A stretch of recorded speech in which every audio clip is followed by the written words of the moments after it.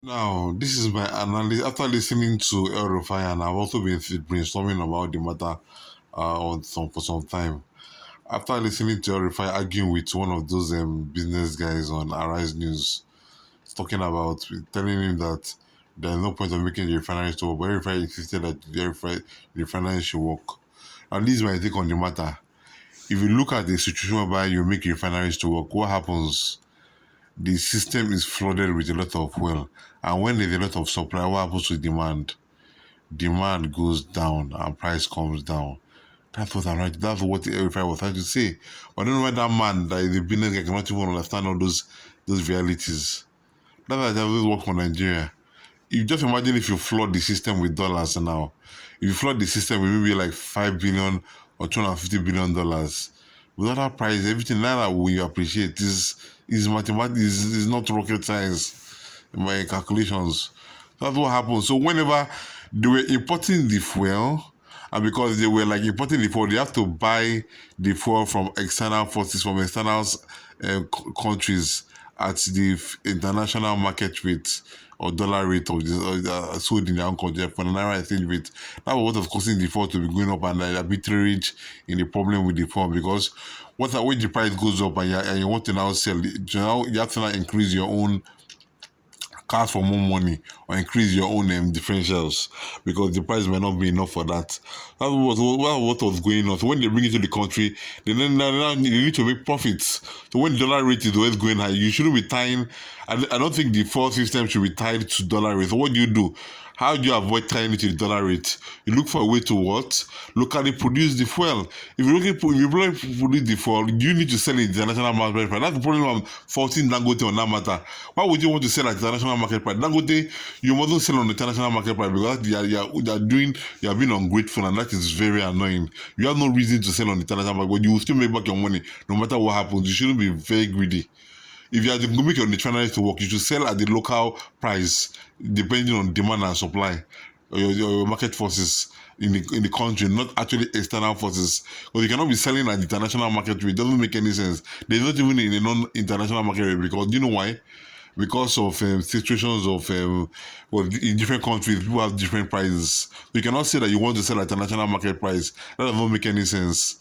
If you flood the whole system and make your refineries to work, what happened to there'll be a lot of oil in the fuel in the system, and the demand of fuel will now go down. That means the price will now fall drastically. That is simple. People don't understand the principles of economics or the calculations in economics. You should just understand. I never studied economics in school, but I have ability to know that. I also studied, but I was still studying some parts of the courses even without them knowing. I still went to get some books and studied it, and I realized that this really makes sense. Like, if you follow these principles, things will work out fine for you. What happens when you supply a system and flood a system with a lot of things? The price of it will generally come down. That's what happened even in the oil. In reality, that's what Refine was trying to say. That was what Refine was trying to say on Arise TV. Look at the situation of oil. If the Saudi Arabia pumps a lot of oil into the country, like it produces a lot of production, what happened? Price will not give it to go down. So what they do is to cut production to make the price to go up. It's simple. I don't know why some people don't understand common sense. Some people just go to school and become business experts, but they don't understand what they're really doing again. They don't know what they're doing. But I was disappointed in that business guy. I believe he's supposed to be a business guy. I know what he's doing, but Orosani he seems to be much more smarter than what I thought. And he's much more analytical and smarter than what he was saying. And I don't know why I don't have to argue in that type of manner unnecessarily. But there was no need for that argument, because the fact is that there was no need for the argument actually at the end of the day, because Rufai Officer was right. It was using common sense.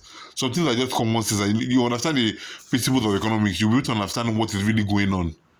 So if you produce the modular refinery, if you make the modular refinery to work, make the Kaduna and the Port Harcourt refineries to work, and you now make Dangote refinery to work, and you flood the whole system, you have mass production, you make it to work, and you revive the system, it will work well. But because they did not want to they did not want to make all those things to work, so they can actually be benefiting from the arbitrage of the fuel problem. Arbitrage is all about the differentials in fuel price, that when it goes up and when it comes down, the rates of the market, and then maybe have to buying and selling and increasing the pricing, and make sure that you follow those differentials. So the activators of arbitrage, they can arbitrage to provide the arbitrage in another form, can be provide a solution So a complex problem. I don't know how they, there are other type of terminology they use. When this arbitrage I'm talking about is talking about in forex differentials or foreign exchange differentials. That was, I just feel it is. I've forgotten exactly how it works out, but I've already before. I don't know. I've lost the memory.